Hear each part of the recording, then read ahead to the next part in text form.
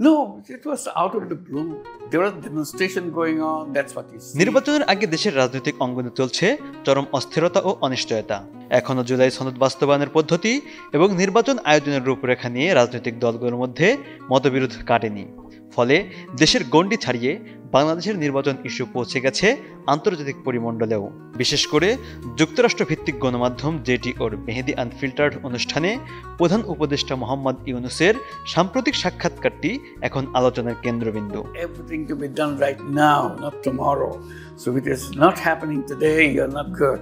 Those kind of things. New York সফরের অংশ হিসেবে তিনি অংশ নেন আল জাজিরার সাবেক সাংবাদিক মেহেদি হাসান সঞ্চালিত ওই অনুষ্ঠানে।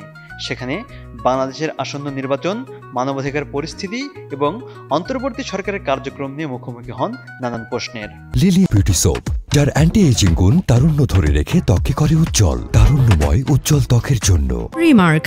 মেহেদি হাসান সরাসরি জানতে চান, অন্তর্বর্তী সরকারের 1 বছর পেরিয়ে গেলেও কেন এখনো জাতীয় নির্বাচন অনুষ্ঠিত হয়নি।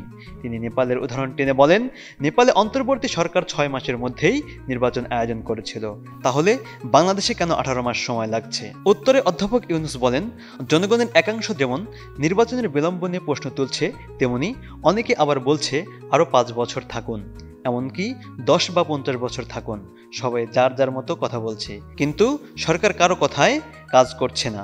তিনি পরিষ্কারভাবে জানান, অন্তর্বর্তী সরকারের 3টি প্রধান দায়িত্ব হলো সংস্কার, বিচার ও নির্বাচন। I was surprised because I don't know them. I never met them. I never had any conversation with them. Oh wow.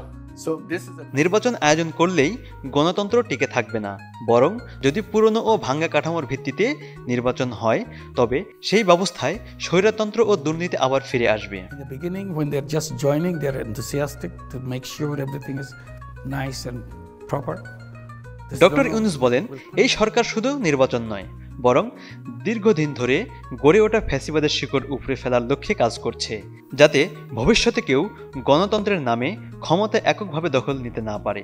তবে মেহেদি হাসান পাল্টা প্রশ্ন তোলেন, একটি অস্থায়ী সরকারের কি বড় বড় সিদ্ধান্ত নেওয়ার অধিকার থাকা উচিত, নাকি এসব সিদ্ধান্তের দায়িত্ব নির্বাচিত সরকারের? So it's 3 days of this negotiation, discussion, not negotiation. এর জবাবে অধ্যাপক ইউনূস বলেন, কেউ অস্বীকার করছে না যে চূড়ান্ত সিদ্ধান্ত নেওয়ার অধিকার নির্বাচিত সরকারেরই। তবে বর্তমান পরিস্থিতিতে কাঠামোগত পরিবর্তনের জন্য যে পদক্ষেপগুলো প্রয়োজন তা এই অন্তর্বর্তী সরকারই বাস্তবায়ন করবে।